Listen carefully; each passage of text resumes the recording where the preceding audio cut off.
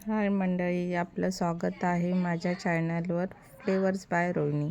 आज आपण ब्रेड पकोडा बघणार आहे, जरा वेगळ्या पद्धतीने. त्याचं वरचं जे आहे ना कोटिंग, ते आपण वेगळ्या पद्धतीने करणार आहे. तर मजा येईल व्हिडिओ बघायला आणि करायला पण रेसिपी.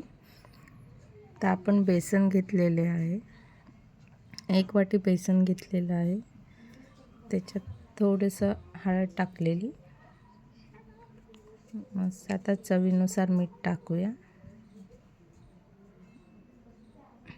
छान लागते, एकदा करून बघा आणि सोपी रेसिपी. आणि याच्यात आपण आहे ना कोथिंबीर, अद्रक, लसूण, कढीपत्ता याचं वाटण जाडसर केलेलं आहे, ठेचा टाईप तसं टाकलेलं आहे. ते जेव्हा आपण ब्रेड पकोडा करतो ना तेव्हा ते वरचं मस्त त्याचं टेक्स्चर एकदम छान दिसतं. आणि हे आपलं मिक्सरमधलं वाटणातलं पाणी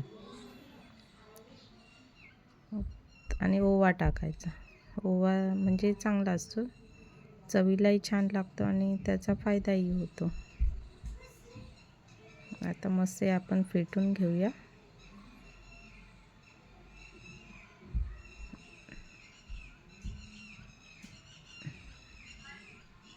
छान मस्त आता फेटून झालेलं आहे आपलं एकंदरीत. तर 2-3 मिनटं मस्त ठेवायचं. त्याच्यात आपण कढईमध्ये तेल टाकून तेल छान गरम करून घेऊया, तापवून घेऊया. ते हे आपलं ब्रेड घेतले, सँडविच ब्रेड आणले होते मी. फ्रेश ब्रेड घ्यायचे जेणेकरून त्याची टेस्ट पण छान लागते. हे बघा फ्रेश आहेत है ना. आता आपण आपली बटाट्याची नॉर्मल भाजी असते तीच, म्हणून मी भाजीचा काही व्हिडिओ शेअर नाही केला तुमच्यासोबत, कारण की प्रत्येकाला भाजी बनवता येतेच.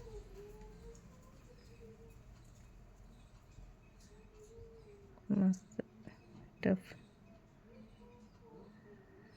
भाजी जास्त टाकायची आपल्याला, ब्रेड पकोडा करायचा. आणि हे छान दोन्ही हाताने दोन्ही स्लाईस मस्त असे प्रेस करून घ्यायच्या.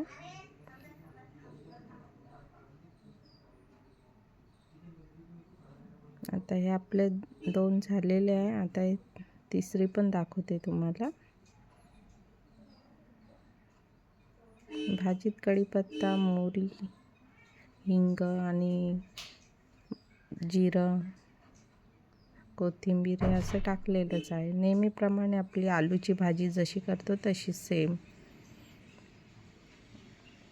फुल भरायचे, कंजूसपणा अजिबात नाही करायचा. आपल्याला काही विकायचे नाही आहे, स्टॉल नाही लावायचे की कंजूसपणा करायचा आहे. आपल्याला आपल्या स्वतःसाठी घरगुती करायचे, म्हणून छान मनसोक्त भाजी भरायची आणि मनसोक्त ब्रेड पकोडा खायचा. एक गंमत सांगते माझी तुम्हाला. मी स्कूलला होती मुंबईला, तेव्हा 7वी-8वीत असणार.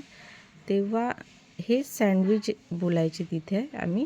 हे सँडविच आम्हाला आहे ना ₹1.50 मिळत होता, ₹1.50. आणि त्याच्यासोबत आहे ना घाटी चटणी बोलायची, घाटी चटणी, ती चटणी मिळायची. तर आम्ही एवढ्या आवडीने खायचो. तेव्हा आमच्याकडे कधी कधी ₹1.50सुद्धा मिळत नव्हता, जमा नव्हता होत. तर हे सँडविच केव्हाही मी केले ना तेव्हा मला आठवण येते माझ्या स्कूलची. बघा मस्त टम फुगलेले आपले मस्त. आणि तेव्हा बेसनात जातील तेव्हा अजून छान फुगतील.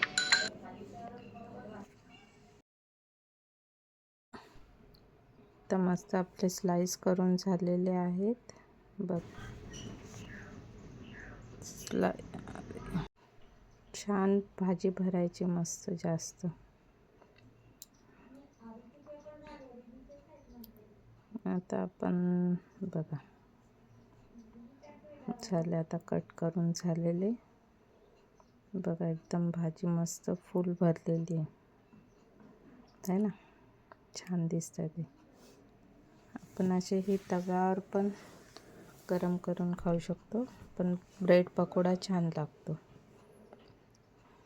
ते आपलं बेसनाचं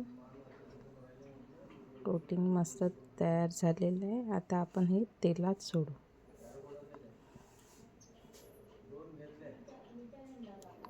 एकदा तुम्ही करून बघा, खाऊन बघा, छान वाटतं है ना.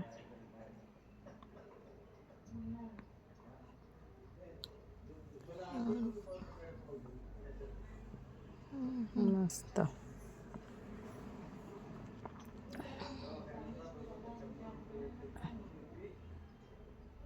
असं तेल वर झाऱ्याने जर टाकलं ना चम्मचने तर ते वरतून पण मस्त असं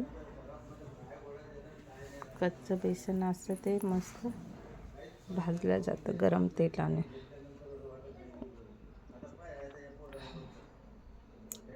आता मस्त खालून एक साईड झालेली आहे. तर आपण त्याला झाऱ्याच्या साहाय्याने मस्त पलटी करून घेऊया. प्रत्येक गोष्टीत कशी आपली एक आठवण लपलेली असते. हे ब्रेड पकोडा केव्हाही केला तर मला खरोखर शाळेची आठवण येते आणि मी ते करतच असते महिन्यातून 1-2 वेळा तरी. तुम्ही पण असं करून बघा, छान आहे, सोपे आणि सरळ, आणि मुलांना मस्त गरम गरम चहासोबतही दिलं तरी चालेल किंवा मोठ्यांनी चहासोबतही खाल्लं तरी चालतं. एकदा तुम्ही करून बघा. मस्त मिरच्या फ्राय करायच्या बघा, एकदम आणि चवीला खरोखर खूप छान लागतात बरं. बघा मस्त झणझणीत ब्रेड पकोडा आणि त्याच्यासोबत मिरची फ्राय. वा वा, क्या बात आहे. एकदा नक्की करून बघा तुम्ही. सबस्क्राईब करत जा, आवडला असेल तर लाईक करत जा.